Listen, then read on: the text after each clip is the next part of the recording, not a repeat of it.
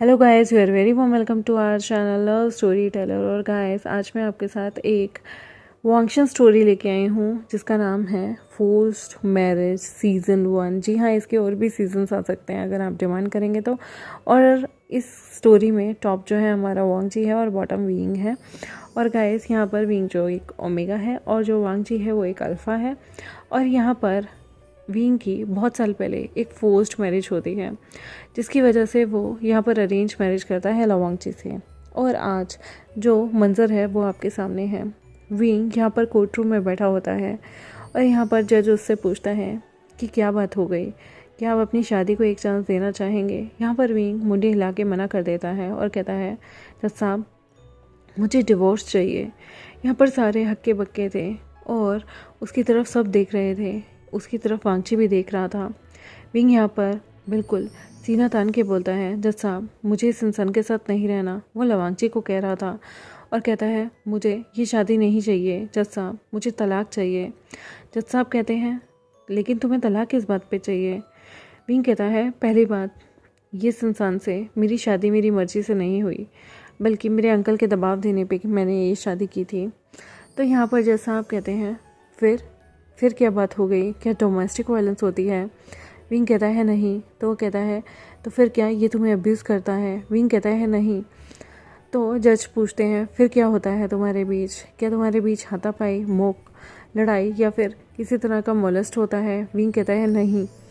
तो वो जज पूछता है, तो तुम्हारे बीच क्या है जो तुम तलाक ले रहे हो, तुम्हारे बच्चों की ज़िंदगी बर्बाद हो जाएगी, तुम में से बच्चों की कस्टडी कौन लेगा। विंग, जिसकी एक बेटी थी जो कि बड़ी थी और एक बेटा था, विंग कहता है, मैं अपनी ओमेगा बेटी की कस्टडी लूँगा और मेरा बेटा जो है वो वांगची के साथ रहेगा। वांगची यहाँ पर विंग को बार बार देख रहा था और वो विंग से कहता है, विंग सोच लो। विंग यहाँ पर गुस्से में कहता है, मैंने सोच लिया, मुझे डिवोर्स चाहिए। तो यहाँ पर जज पूछते हैं, आखिर तुम्हारे डिवोर्स का मेन रीज़न क्या है। यहाँ पर विंग मुंह बनाता है और कहता है, मेरे हस्बैंड ने मुझसे कभी प्यार नहीं किया और इसलिए मैं डिवोर्स लेना चाहता हूँ। सारे माहौल में एकदम शांति बैठ जाती है। हंसते हुए मुस्कुराते हुए यहाँ पर एक वकील कहता है, अच्छा तुमसे प्यार नहीं किया तो ये 2 बच्चे कैसे हो गए।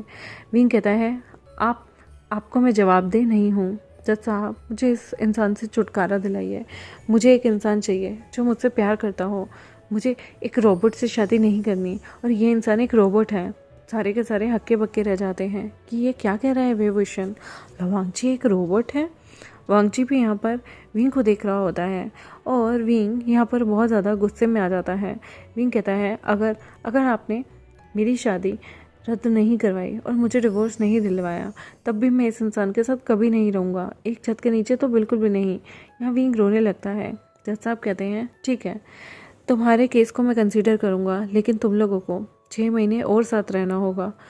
अभी बच्चों के लिए तुम्हें दोबारा से इस डिसीज़न पे सोच विचार करना चाहिए। मैं तुम लोगों को 6 महीने साथ रहने के लिए एक छत के नीचे बोलता हूँ, जिसमें अगर आप लोग कोशिश करेंगे तो सब ठीक हो जाएगा, लेकिन अगर फिर भी कोई दिक्कत होगी तो उसके बाद हम फर्दर कंटिन्यू करेंगे। विंग को यहाँ वांगची के साथ 6 महीने और एक छत के नीचे रहने की इजाज़त मिल गई थी।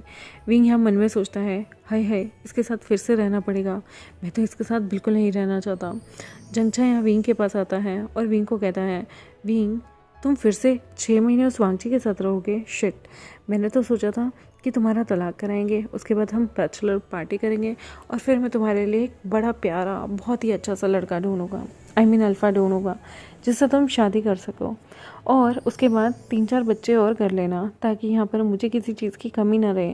विंग यहाँ पर जंगछा को कोहनी मारता है। यहाँ पर विंग को अब लवांगची के साथ घर जाना था जिसका मन नहीं कर रहा था। वो लवांगची को गुस्से में देख रहा होता है। लवांगची यहाँ बड़े प्यार से विंग को कहता है, विंग घर चलो।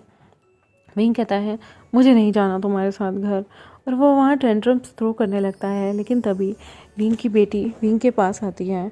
वो कहती है, मम्मा आप हमेशा ऐसे टेंट्रम थ्रो करते हो, चलो ना, पापा कह रहे हैं घर चलो, मुझे भूख लगी है, मेरी टम्मी में चूहे कूद रहे हैं, प्लीज़ मामा घर चलो ना।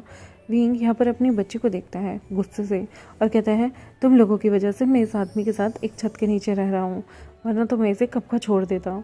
वांगची यहाँ पर विंग के पीछे पीछे घूम रहा था। विंग का छोटा बेटा यहाँ पर विंग को देख के कहता है, मम्मा आप 1 नंबर की बुली हो, जितनी भी मैंने वैम्प्स देखी है ना सीरियल में, बिल्कुल वैसे हो। आप बिल्कुल भी पापा पे दया नहीं करते। पापा कितने कूल हैं, कितने प्यारे हैं, कभी आपको डांटते भी नहीं। विंग कहता है यही तो फ़र्क है, तुम लोग नहीं समझते। तुम्हारे पापा का बाहर अफेयर है, तुम्हारे पापा नई मम्मी लाना चाहते हैं। तुम लोग कभी नहीं समझोगे। जिस दिन देख लेना मैं यहाँ नहीं होऊंगा ना, और तुम्हारी नई मम्मी आ जाएगी और वो तुम्हें डंडे मारेगी, फिर तुम्हें पता चलेगा तुम्हारे पापा कैसे इंसान हैं। विंग यहाँ पर बोले जा रहा था और वांग जी विंग को कहता है विंग चुप करो।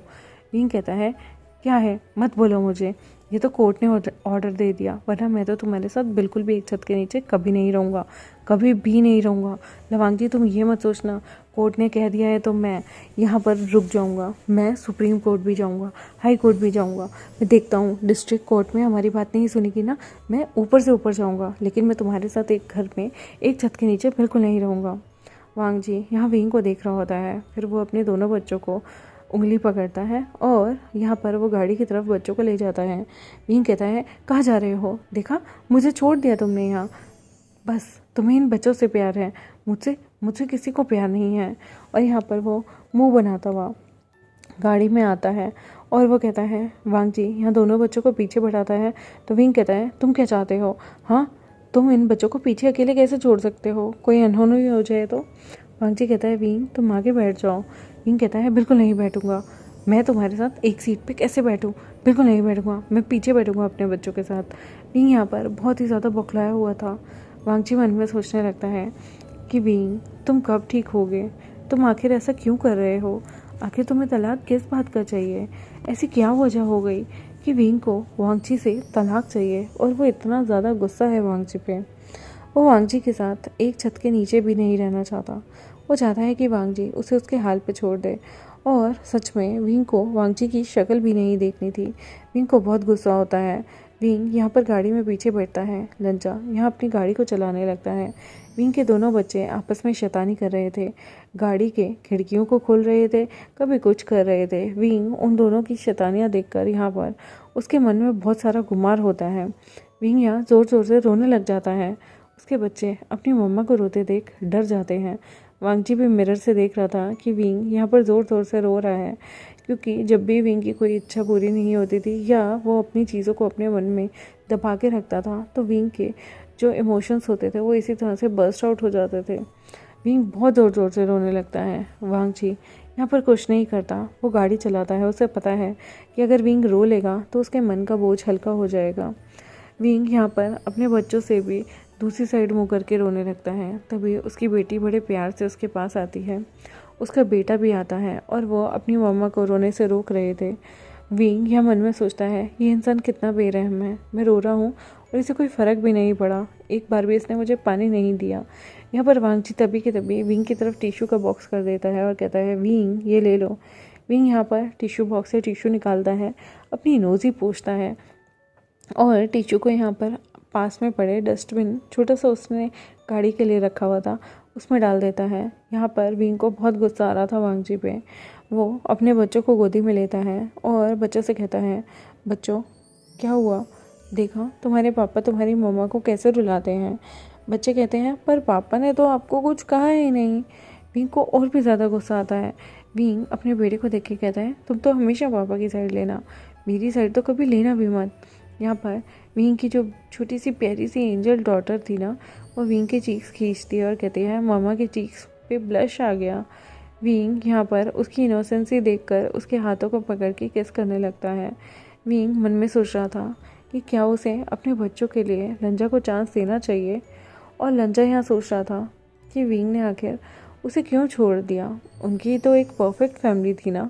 विंग यहाँ पर मन में सोच रहा होता है मेरी लाइफ में तो कुछ भी परफेक्ट कभी था ही नहीं, मैंने क्या सोचा था और मुझे क्या मिला है। मुझे इस ज़िंदगी से सच में घिन आती है, मुझे नहीं जीना। भगवान जी प्लीज़ कैसे भी करके मुझे इस इंसान से पीछे छुड़वाओ। या वांग जी मन में सोच रहा होता है विंग आखिर तुम ऐसा क्यों कर रहे हो, हमारे पास भगवान की दया से तो प्यारे प्यारे बच्चे हैं और हमारी ज़िंदगी इन पे आधारित है। आखिर विंग तुम ऐसे टेंट्रम्स क्यों थ्रो करते हो, तुम इतना मजबूर क्यों कर देते हो मुझे कि मुझे तुम्हें इग्नोर करना पड़े।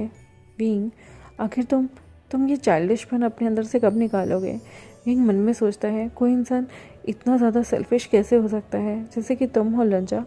तुम तुमसे क्या ही शिकायत करूं।